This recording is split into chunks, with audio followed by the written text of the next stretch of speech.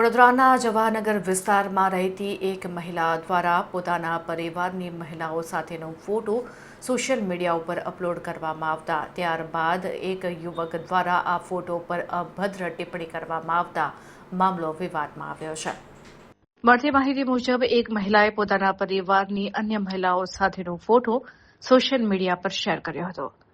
આ પોસ્ટ પર ગામના એક યુવકે અભદ્ર અને અપમાનજનક કોમેન્ટ કરતા મામલો તંગ બન્યો હતો। આ ઘટના બાદ ફરિયાદી મહિલા ન્યાય માટે જવાહરનગર પોલીસ સ્ટેશન પહોંચી હતી અને સમગ્ર મામલે લેખિતમાં અરજી આપી હતી। જોકે મહિલાએ આક્ષેપ કર્યો છે કે પોલીસ સ્ટેશનમાં ફરજ બજાવતા કર્મચારી દ્વારા યોગ્ય પ્રતિસાદ ન મળતા તેને કડવો અનુભવ થયો હતો।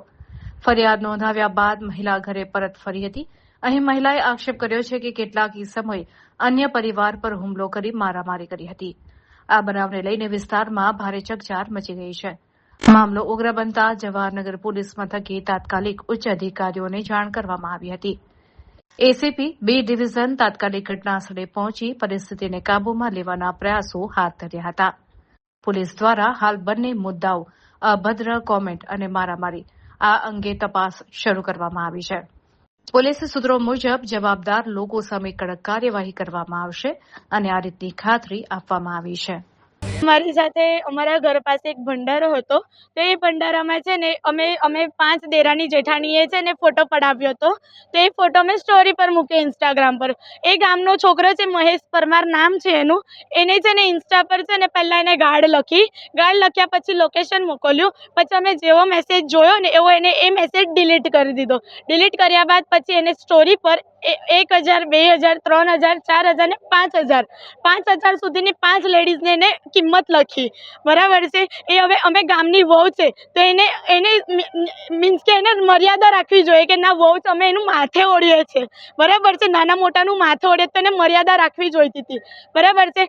પછી એ વાત પતી, અમે એને સમાધાન કરવાનું પણ વિચાર્યું, પણ એને છે ને અમે એને બોલાયો કે ભાઈ તું ખાલી અમારી જોડે માફી માંગી લે, તો એ ભાઈ માફી માંગવા રેડી ના થયા, કશું જ નહીં। તો અમે પોલીસને અહીંયા કમ્પ્લેન કરવા આવ્યા, પોલીસે કમ્પ્લેન લીધી પણ થોડીક અમને બહુ હેરાન કરીને કમ્પ્લેન લીધી છે, બરાબર। અત્યારે એ મેટર પતી ગઈ, અમે પોતપોતાના ઘરે વગે થઈ ગયા। બીજા એના ફેમિલીવાળા જે અમારી સાથે આવ્યા હતા ને એમના ઘરે જઈને છે ને કકરાટ કર્યો, એમની 2 વહુને અને એમની મમ્મીને માર્યા।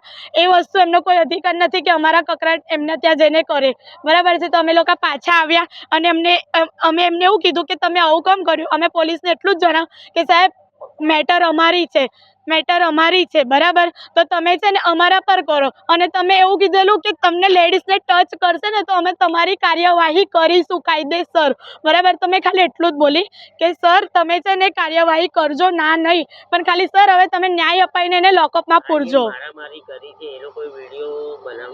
ના, વિડીયો એ લોકોએ બનાવ્યો છે, અમે લોકોએ જ બનાવ્યો છે, અને હું તમને બતાવું છું કે એને કેવી કમેન્ટ કરી છે। જો આ રહી, અને સાડી પહેરીને ફોટો મૂક્યો છે, કોઈ એવા ખરાબ વસ્ત્રમાં પણ ફોટો નથી મૂક્યો।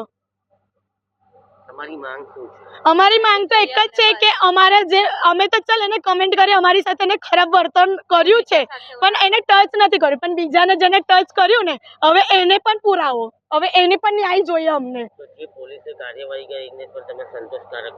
સંતોષકારક તો છે, કર્યું છે કામ, પણ બહુ હેરાન કરીને કર્યું છે સાહેબ। હું રડી છું, મેં એમની સાથે ભીખ માંગીને ગઈ છું કે સાહેબ તમે અમારું સાંભળજો, બરાબર। તો એ સાહેબ મને વાંદરી બોલી, હું વાંદરી નથી, મારું પણ એક કેરેક્ટર છે, બરાબર। હું પણ આજે એક બિઝનેસ કરું છું, બરાબર, મારું સલૂન છે, બરાબર। તો એમનો કોઈ અધિકાર નથી કે મને આ કહી શકે। એજ નાની છે પણ કરું છું કામ। ઘરે કોઈ હતું નહીં, મેં મારા સાસુ હતા, એ લોકોને શું હક છે કે મને મારી સાસુ ઉપર હાથ ઉપાડવાનો। આ સાડી વાળી બધું જ કાઢ્યું છે, એ લોકોનો શું અધિકાર છે કે મારી ઉપર અને મારી સાસુ ઉપર હાથ ઉપાડે છે। એને કયા અધિકારથી અમને હાથ ઉપાડ્યો? અને 1-2 જણ નહીં તો 100 માણસ 150 માણસ લઈને અમને મારવા માટે આવ્યા હતા। મારા હસબન્ડ ઘરે નહોતા કે મારા દિયર પણ ઘરે નહોતા, મેં, મારી સાસુ અને મારી નાની દીકરી અમે 3 જ જણ ઘરે હતા। તો એ લોકોને કયો અધિકાર છે કે અમારી ઉપર હાથ ઉપાડે? કેવું જોઈએ ને? હા, તો હાથ ઉપાડવાનો શું અધિકાર છે અમને?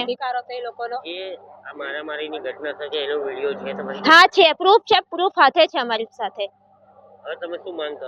અમારે કઈ નહીં, અમારે ન્યાય જોઈએ।